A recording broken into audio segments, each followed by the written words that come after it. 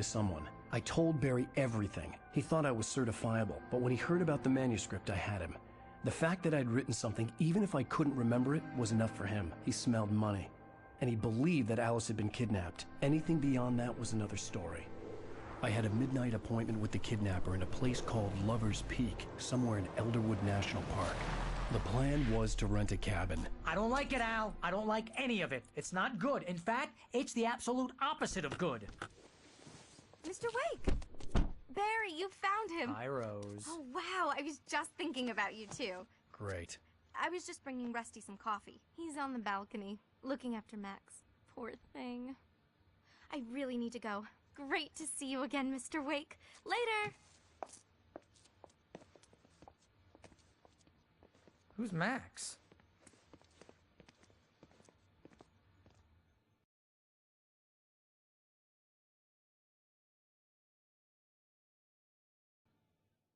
What an airhead. Jeez, Mr. Takes a swing at everybody. This is not her fault. She's a very nice girl and, more importantly, a fan. She even has a fan site dedicated to you. And she was very helpful when I was looking for you. Seriously, Al, what you were saying in the car, just listen to yourself. What, you shot a guy and his body just disappeared? When was the last time you slept? What, are you high? Have you been drinking? No! Look, Barry, I'm missing a week. And someone's got Alice. Do you and everything's understand just what it sounds like when you say stuff like that? Don't get me wrong, it's a good story, would be a bestseller. But when you start confusing fiction with reality, you're buying yourself a ticket to the funny farm. Wait here.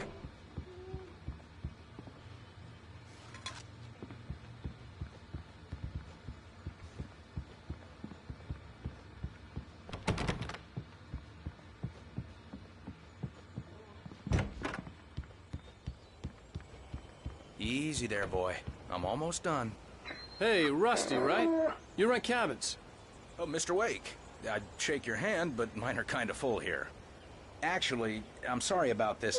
Would you mind grabbing the registration form from the desk? It's just across from Bucktooth Charlie. Okay, sure. Seriously, Al, you can't just go and meet a kidnapper. Those situations always end up in disaster.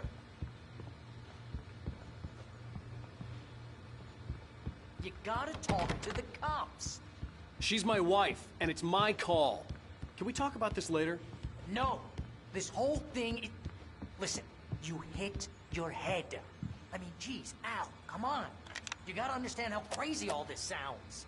If you're trying to pull a joke on me, freak me out, it's working. Ha ha, let's have a laugh on Barry. I think this is the form you wanted. We just wait And here. here are the keys. Okay, you're all set, Mr. Wake. Glad to have you staying here. Thanks.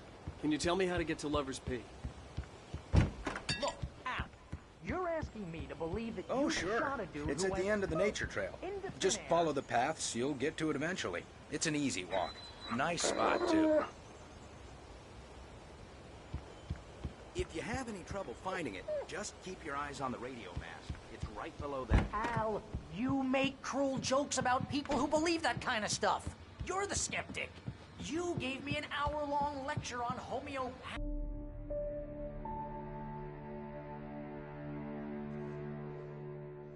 That's just crazy talk, Al. Al? Al? We should go to the sheriff or call the FBI. Damn it, Barry, they'll kill her! This is not a goddamn debate, Barry. I'm going to Lover's Peak. He said to come alone. Okay then. I understand. You're my best friend, and I'm worried that you're not right in the head. Tell me what to do to help, and I'll do it. You stay here, and if I'm not back by morning, call the cavalry.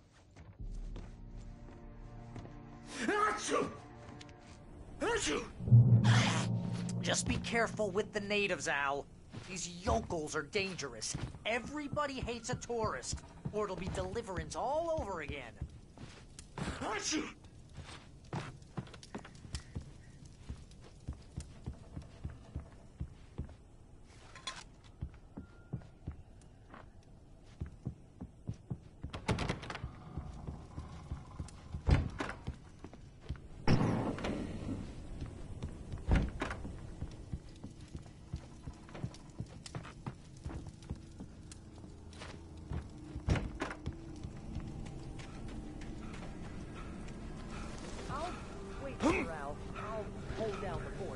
I'll be with you in spirit every step of the way, Al. Close the door now. Barry had never gotten along with Alice, but he knew Alan loved her with an almost frightening intensity. And now something had happened to Alice. And here was Al armed with a gun and saying things people got put in padded cells for. It was as if his friend had experienced a massive psychotic episode and was now totally disconnected from reality. It scared the shit out of Barry.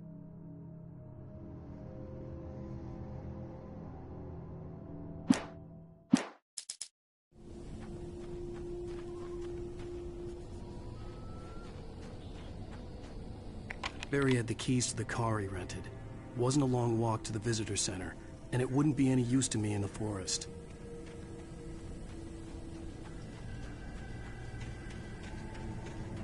I knew I should have gone to the cops. This wasn't the smartest thing I'd ever done, but I was still angry with Barry for trying to talk me out of it. These people had called me right in the sheriff's station. The cops wouldn't scare them, and they had Alice.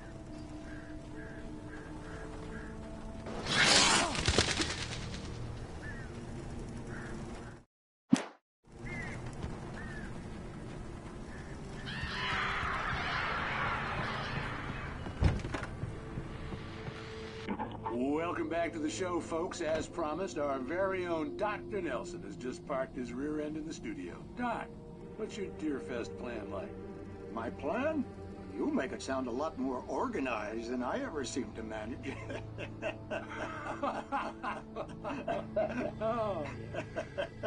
No plan, really. Just taking the atmosphere. I'm getting a little too rickety to do much more than that, you know.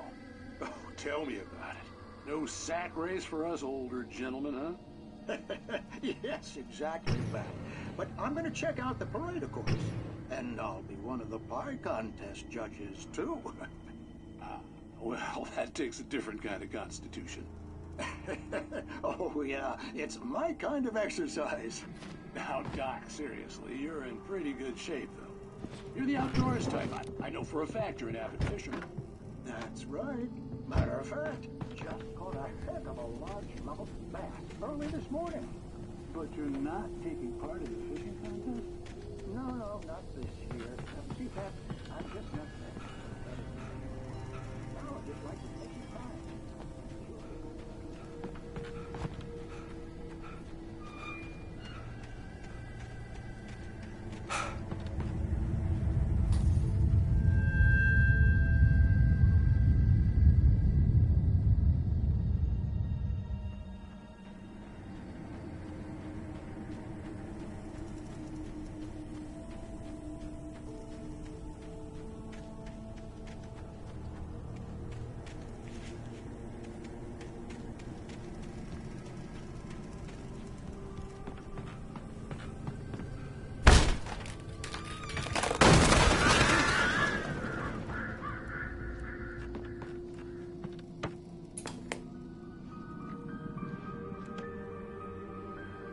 Crime and punishment.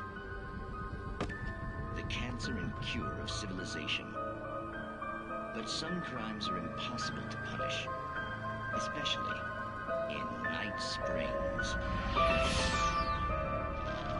Tonight's episode, The Man in the Mirror.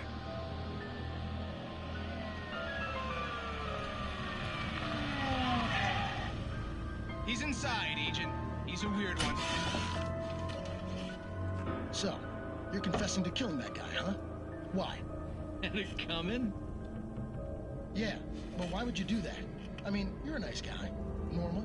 Took a kid to a soccer game. So how come at the game, you pick a guy and, quoting from the arresting officer's report here, assault the victim's head area repeatedly with the weapon of choice being a pair of bare fists? Wow, that sentence really flows, huh? Maybe you're not the literary type. Okay, so you mess him up. But why? Who was that guy? We couldn't ID him. Why would a guy like you do him like that? I didn't like his face? Well, you must have hated it, because you really went to town there. I mean, there's no way to tell what he looked like. No ID on him either. That must be difficult. But then we ran the fingerprints. Got a match. Your prints. Identical. Huh, how about that? Your son said you were wearing a white shirt when you took him to the game. The white shirt is on the dead guy. It's plenty red now. You won't get away with this. Do you really think that's in any way relevant to me? I had plenty of time to talk to my boy before the cops arrived, you know? He won't stop screaming, am I right? You think he's ever gonna be okay? I left my mark. Believe me. You bastard. What? You gonna shoot me? What's the point? I'm going to prison. You got me. I don't understand any of this. And you never will. Don't worry. Maybe you'll see me again, Agent. Maybe in the mirror.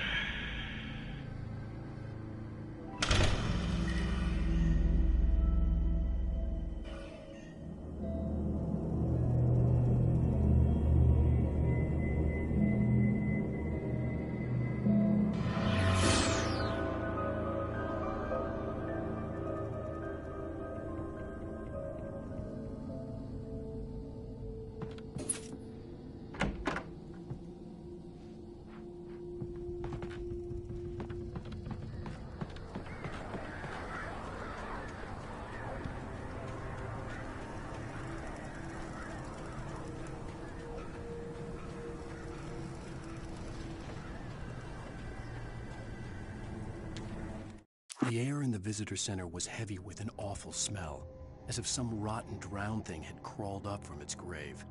Rusty kept coughing blood. My eyes were drawn to the twisted shape of his broken leg. The attack had been vicious. Max whined in his cage. Rusty's eyes were wild with fear and terror. He gasped.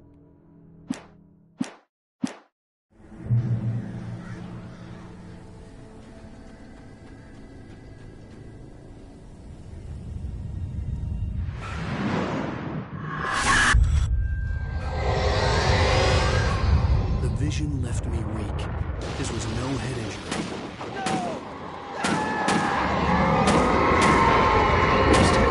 Damn. Rusty, hang on! Oh God. I'm coming! Please, help me! Anybody? Help me! Help me! Can you hear me?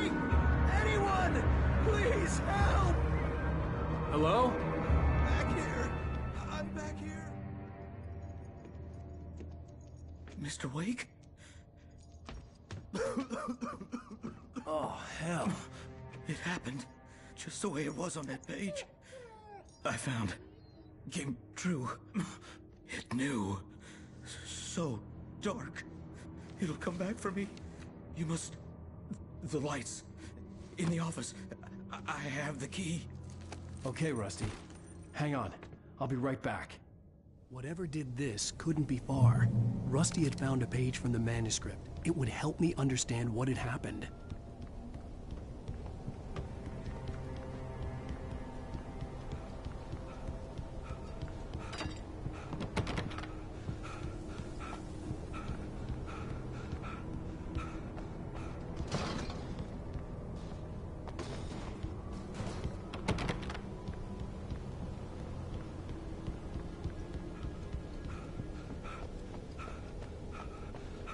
The only way to make sure that Rusty was safe was to get the power running and the lights back on.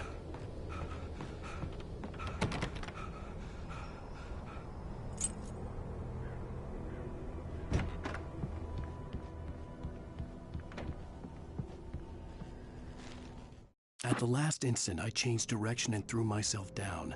The axe splintered the trunk of a tree. I stumbled into the pool of bright light. My lungs burned. I was too exhausted to move.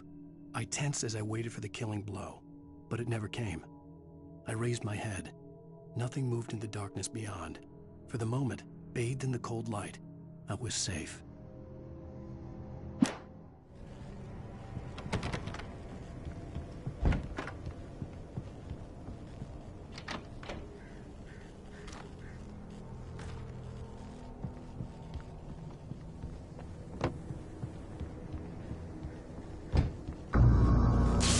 Too late. Someone had destroyed the circuit breaker. There was no way to get the lights back on.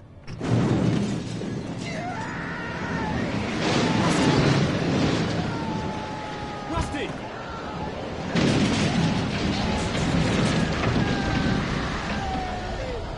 The ground was covered with oily patches that looked like liquid darkness.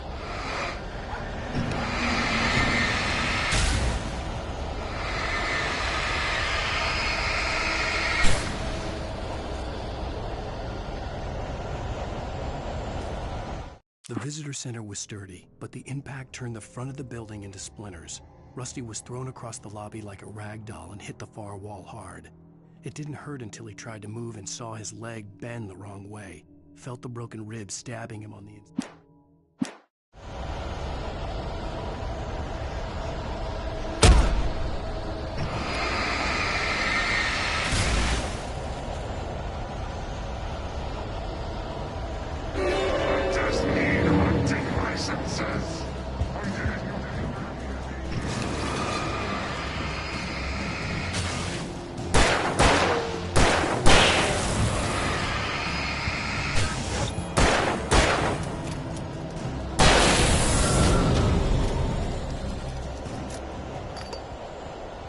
Something had torn a mammoth-sized hole in the wall. Please don't feed the animals.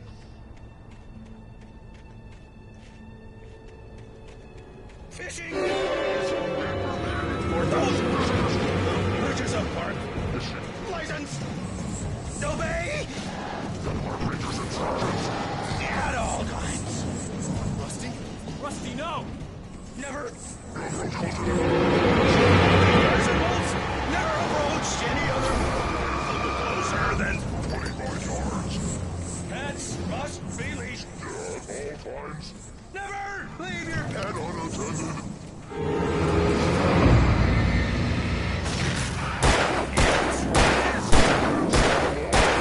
To remove any sort of historical artifacts from the park.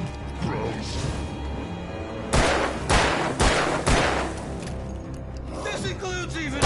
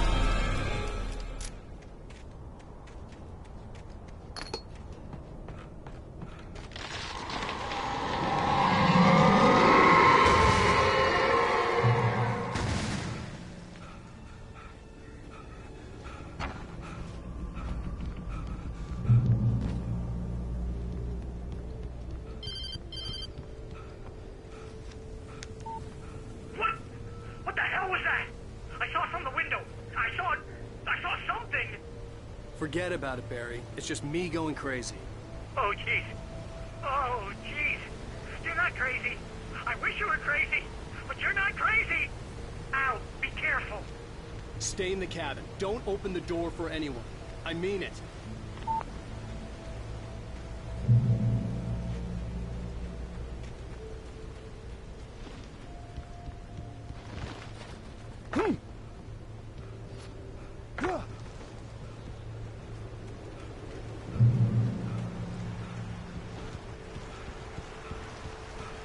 Lover's Peak was at the far end of the nature trail.